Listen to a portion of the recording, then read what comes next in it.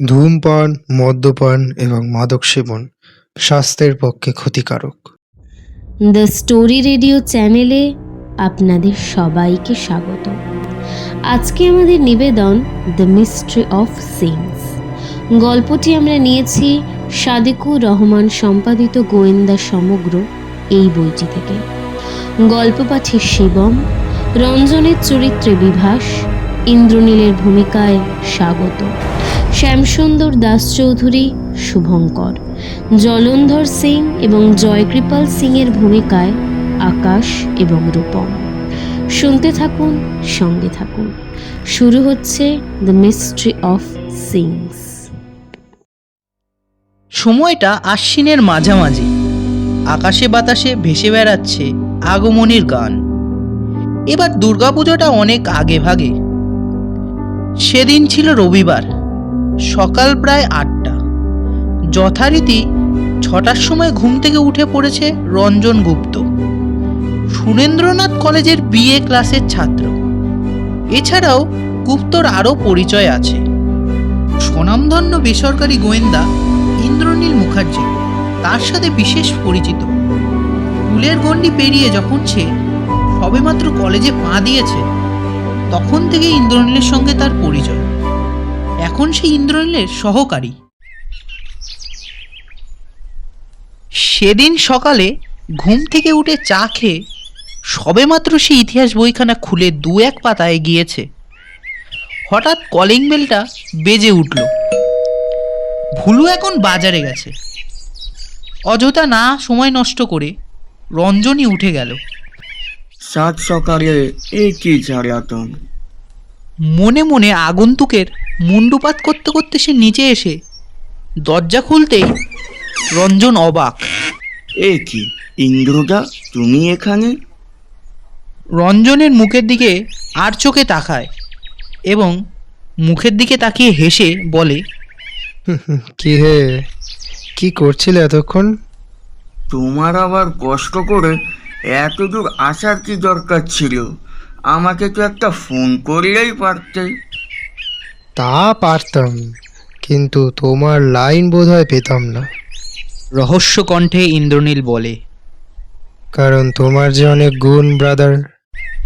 Cradle থেকে রিসিভারটি তুলে নিয়ে পাশে রেখে দাও, যেন লাইন এঙ্গেজড।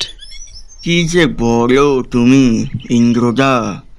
আমি মানে? আচ্ছা যাকগে, শোনো, চটপট তৈরি হয়ে নাও, এক্ষুনি বেরোতে হবে আমাদের। কোথায়? একটু অবাক হয়ে শুধোয় রঞ্জন। দমদম এয়ারপোর্ট। কেন? যেতে যেতেই শুনবেখন। উল্কার বেগে ছুটে চলেছে ইন্দ্রনীলের 2 সিটার। আরোহী দুজনেই চুপচাপ, কারো মুখে কোনো কথা নেই। ইন্দ্রনীলের মুখের থেকে হারিয়ে যাচ্ছে তার সেই হাসি খুশি ভাবটা। ধীরে ধীরে দেখা যাচ্ছে তার মধ্যে দৃঢ় প্রতিজ্ঞার ছাপ। গাম্ভীর্যে থমথম করছে তার মুখ। ইন্দ্রনীলের এই রূপের সঙ্গে বিশেষভাবে পরিচিত রঞ্জন। সে জানে এখন 1000 প্রশ্ন করলেও কোনো উত্তর পাবে না সে। সুতরাং মনে ভীষণ কৌতূহল হলেও চুপ করে থাকে সে। আরও কিছুক্ষণ এইভাবে কেটে গেল। কিছু সময় পর ইন্দ্রনীল বলে ওঠে, রঞ্জন, দস্যু সম্রাট অরিন্দমের নাম নিশ্চয়ই তোমার অজানা নেই, এবং এও নিশ্চয়ই জানো লোকটাকে ধরবার জন্য শুধু কলকাতা পুলিশ মহলই নয়, অন্যান্য দেশের পুলিশ বাহিনীও নাস্তানাবোধ হচ্ছে বেশ কিছুদিন থেকে। লোকটার কার্যকলাপ যেমন অমানুষিক, ছদ্মবেশ ধরত তেমনি ওস্তাদ সে। এক মুহূর্তে কি করে লোক চক্ষুর অন্তরালে চলে যাওয়া যায়, সেই কৌশলটা তার করায়ত্ত।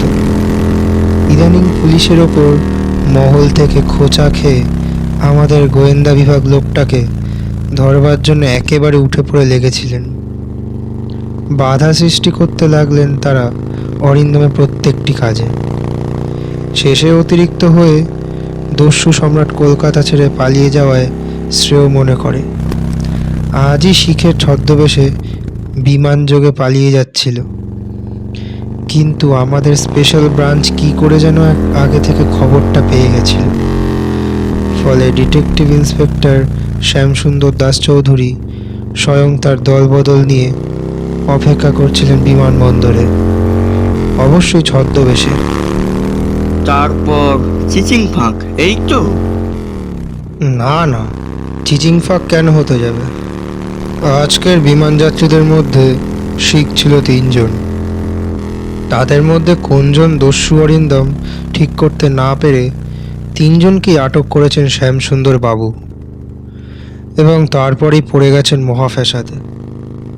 কাউকেই অপরাধী বলে চার্জ করতে পারছেন না, কারণ 3জনই সম্ভ্রান্ত আর বিত্তশালী ভদ্রলোক। তাই একটু আগে তিনি আমাকে টেলিফোন করেছিলেন, এ ব্যাপারে যদি তাকে কিছু সাহায্য করতে পারি এই আশায়। আবার দুজনেই চুপচাপ।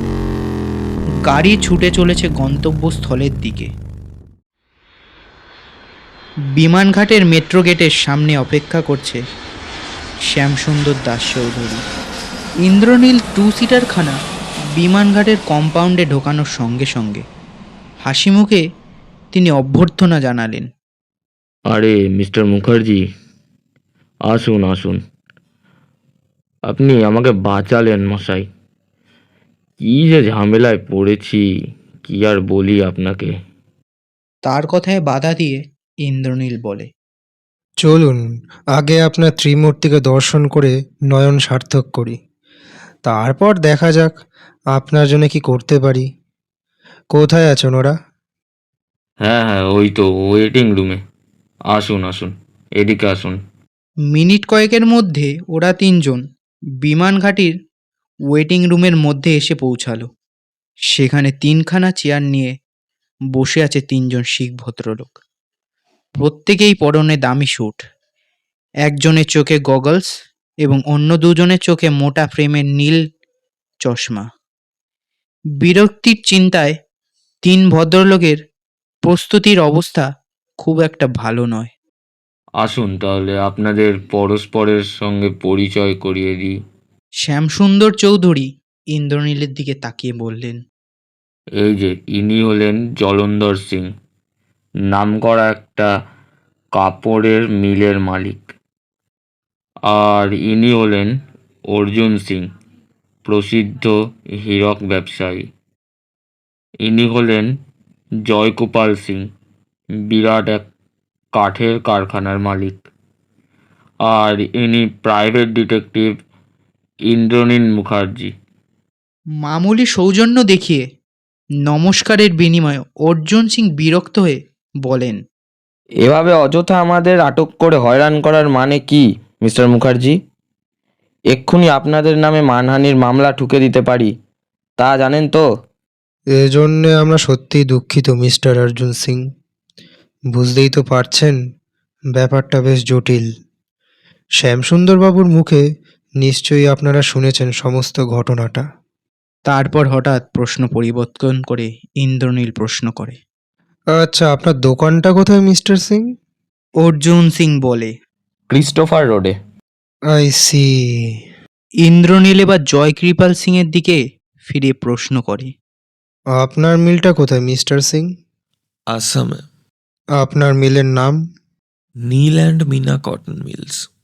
আচ্ছা, কলকাতায় এসেছিলেন কেন? ব্যবসার ব্যাপারে কিছু দরকারি কাজ ছিল। ধন্যবাদ। কোথায় যাচ্ছেন আপনি মিস্টার কৃপাল সিং? হিন্দি বাংলা আর পাঞ্জাবি ভাষার সংমিশ্রণে এক অদ্ভুত খিচুড়ি সৃষ্টি করেছে জয় কৃপাল সিং। আমি ইম্ফলের দিকে যাচ্ছি। নিজের ব্যবসার খাতিরে নিশ্চয়ই। হ্যাঁ, আপনার কারখানাটা কোথায়? রবিন রোডে। ধন্যবাদ মিস্টার সিং, আমার আর কোনো প্রশ্ন নেই। বলে এক অদ্ভুত কাণ্ড করে বসে ইন্দ্রনীল, যা একেবারে তার স্বভাব বিরুদ্ধ। রঞ্জনের দিকে তাকিয়ে বলে সে, আচ্ছা, তোমার কাছে একটা সিগারেট আছে রঞ্জন? একটা তাও তো। রঞ্জন অবশ্য হয়ে যাওয়ারই কথা। জীবনে যাকে সিগারেট ছুঁতে দেখেনি, হঠাৎ সে যদি সিগারেট খেতে চায় তাহলে কেমন অবস্থা হবে। মনের মধ্যে নানান রকম এলোবেলি চিন্তা দেখলেও মুখে কিছু বলছে না সে। শার্টের পকেট থেকে সিগারেটের প্যাকেটটা বের করে, তার থেকে একটা সিগারেট নিয়ে ইন্দ্রর দিকে বাড়িয়ে দেয় রঞ্জন। তারপরেই হাতে সিগারেট ধরায় ইন্দ্রনীল।